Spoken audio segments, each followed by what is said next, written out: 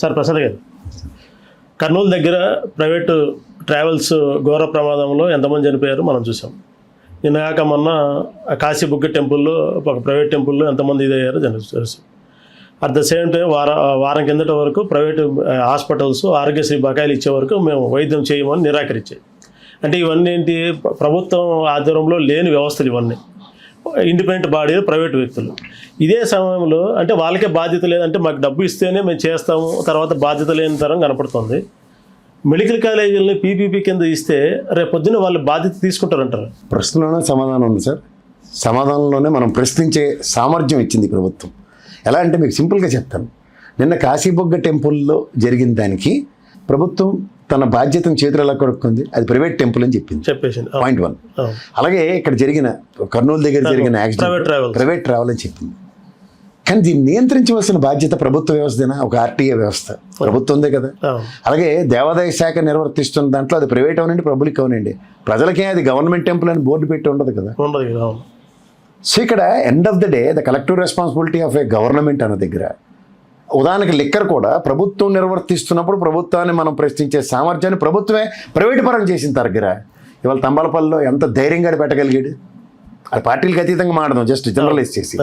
So private అన్నది ఎప్పుడైనా ఒక ఆబ్లిగేషను, ఒక కాంప్లికేషను, రెండు ఆబ్లిగేషన్ ప్రభుత్వం తీసుకుంటే కాంప్లికేషన్స్ ఫేస్ చేయడానికి అని అర్థం వస్తుంది. అంతే కదా. ఇప్పుడు ఆర్టీఏ వ్యవస్థ ఈల్డ్ అవ్వబట్టే కదా దిక్కుమాల బస్సులను ఎలా కావాలంటే అలా బాడీలు బిల్డ్ చేసుకోగలుగుతున్నారు. వాడు వెదవుతానని కప్పిపుచ్చుకోవడానికి యాక్సిడెంట్లు అయినప్పుడు తూతు మంత్రంగా చేస్తున్న దౌర్భాగ్యం పని. రెండోది, మీరు ఇవాళ మెడికల్ హాస్పిటల్స్ ముడిపెట్టి మాట్లాడే ముందు మనం ఇవి ఆర్టీఏ వ్యవస్థ చేస్తున్న పనుల గురించి మనం చాలాసార్లు మాట్లాడాం.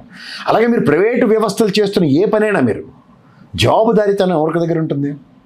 రైట్. ఇప్పుడు ఆర్టీసీ ట్రాన్స్పోర్ట్ ఇక్కడి నుంచి మనం విజయవాడ వెళ్దాం, బస్ టికెట్ ఎంత ఉంటుంది, ప్రైవేట్ ట్రాన్స్పోర్ట్ టికెట్ ఎంత ఉంటుంది?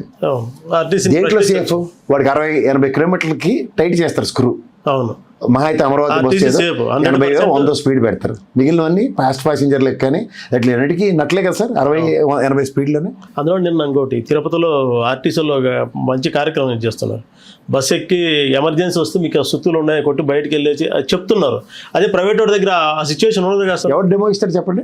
ఎవరు సార్? ప్రైవేట్ వాడికి బాధ్యత ఎందుకు ఉంటుంది అసలు? సో అదే ఇప్పుడు మీకు ప్రభుత్వ రంగ సంస్థలు ఉదాహరణకి జవాబుదారీతనం అన్న దగ్గర వీడి కాకపోతే వీడి తలదాన్ని వాడు ఇంకోటి ఉంటాడు వ్యవస్థలో, వాడు మనకి సమాధానం చెప్తాడు.